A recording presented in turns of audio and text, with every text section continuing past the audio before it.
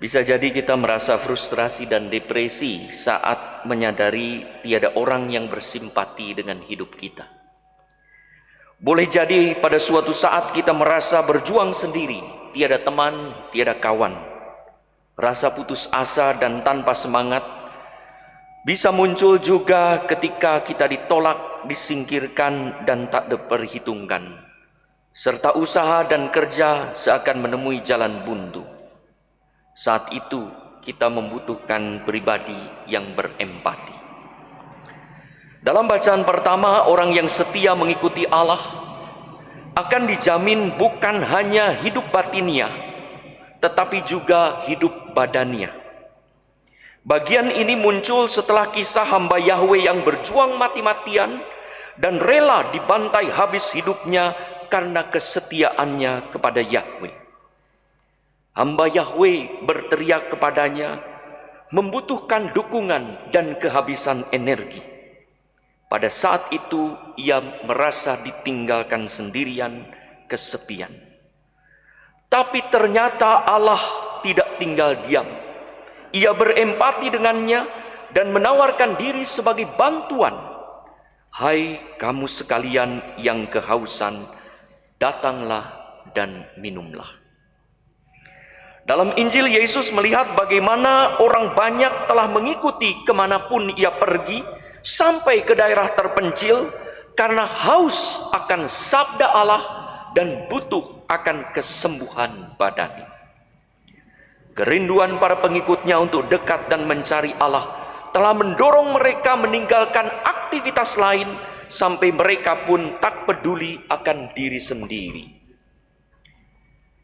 Akan apa yang harus mereka makan. Menyaksikan gairah spiritual mereka, Yesus berempati sebagai ungkapan belas kasih dengan hidup mereka. Juga dalam soal pemenuhan kebutuhan jasmani. Para rasul kurang memiliki empati dan berdalih untuk melepaskan diri dari tanggung jawab manusiawi yang merupakan ungkapan belas kasih tadi.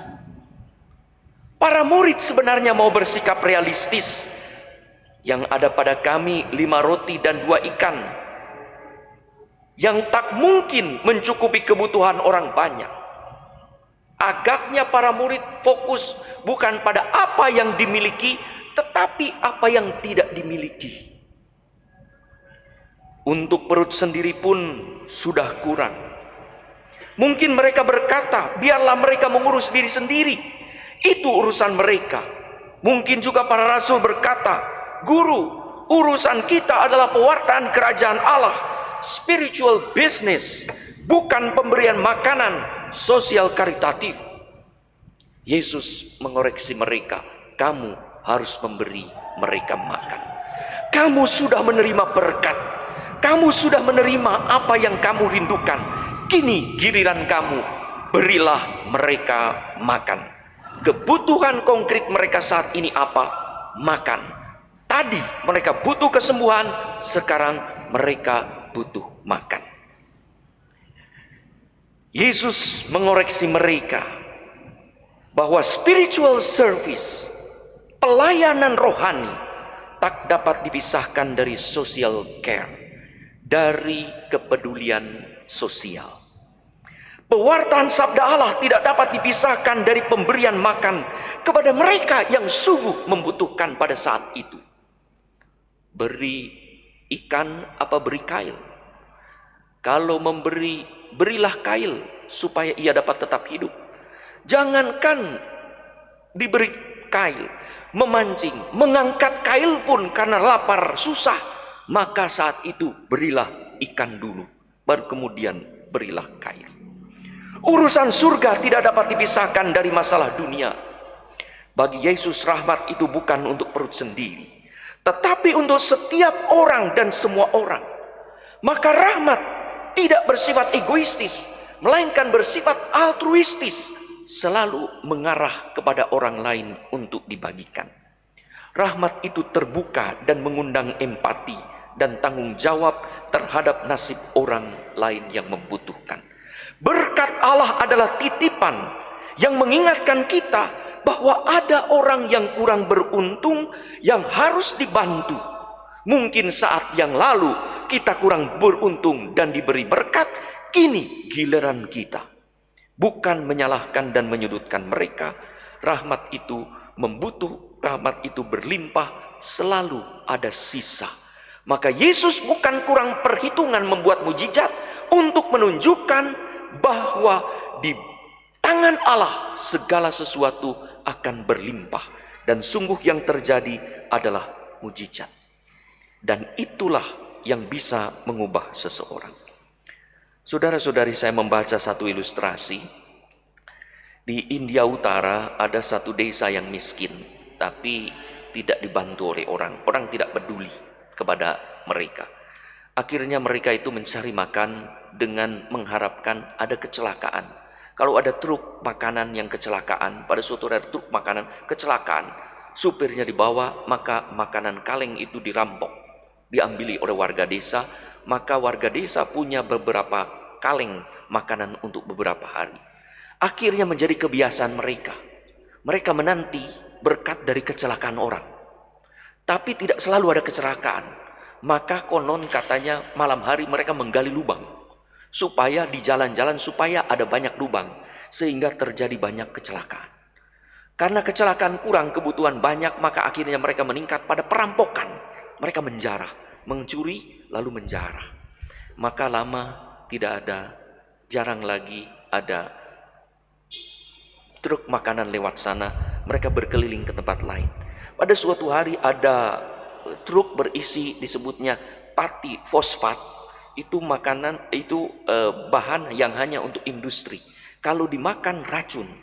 Dan pada suatu hari dirampok.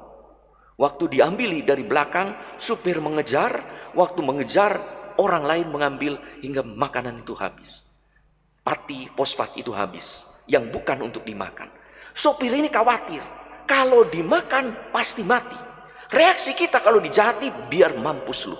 Tapi supir ini tidak, datang kepada warga, tolong jangan kembalikan pati itu untuk industri, jangan dimakan, akan mati. Orang tidak percaya.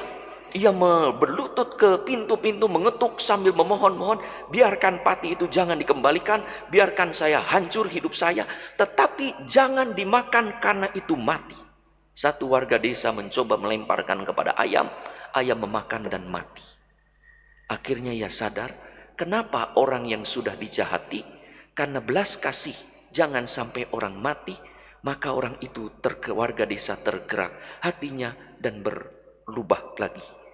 Lalu ia berkata, ketika ada orang mau merampok lagi, orang-orang mulai berkata, pikirkanlah sopir yang baik itu.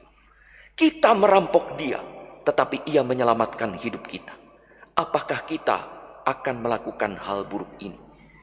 Belas kasih mengubah hidup seseorang. Saudara-saudari yang terkasih, Allah tidak pernah meninggalkan kita dalam keadaan apapun. Ia berempati sebagai ungkapan belas kasih ilahi. Hanya yang sering terjadi adalah kita ragu akan belas kasih Allah. Kita malah mempersalahkan Allah. Sudah mengikuti Allah sebaik mungkin, kok malah susah. Bahkan tak jarang kita menolak Allah yang berempati dengan kita, atau kita tak menanggapi panggilan Allah untuk berempati dengan orang lain. Apakah kalau kita lalai menjalin relasi dengan Allah, kita akan kehilangan empati Allah? Tidak. Allah akan tetap memberikan apa yang terbaik. Cinta dan rahmat tidak ditentukan oleh perbuatan kita. Apakah kalau kita tekun mencarinya dan setia mengikutinya, Allah akan melupakan? Tidak. Apakah manusia yang diciptakan dan dicintainya itu akan menerima dan memujinya atau menolak mencacinya? Demikianlah apakah 5.000 orang yang diberi makan Yesus dalam Injil hari ini akan mengikutinya dan mengeluh-ngeluhkan serta membelanya, atau meninggalkan, menyangkal, mengkhianati dan menyalibkannya? Apapun balasannya, Yesus tetap berempati sebagai ungkapan belas kasih yang tidak ditentukan oleh sikap hidup manusia. Kalau kita menyaksikan begitu baiknya Allah, apakah kita tega mengkhianati kebaikan dan belas kasih-Nya? Jika orang sungguh mengalami belas kasih Allah, dalam keadaan apapun, meski kurang, akan tetap berempati dengan sesama. Dalam belas kasih, tidak ada jalan buntu. Apa yang ada dalam Injil hari ini, sama kata-katanya digunakan dalam Ekaristi. Ketika Yesus mengadakan Ekaristi pada Matius 22, Yesus mengambil roti, mengucap berkat, memecah-mecahkan, lalu memberikannya kepada murid-muridnya. Dalam belas kasih selalu ada pemecahan. Dalam belas kasih selalu ada kelimpahan. Dalam mujizat roti hari ini, Yesus memuaskan kelaparan badani. Dalam Ekaristi yang kita rayakan, Yesus memuaskan kelaparan rohani.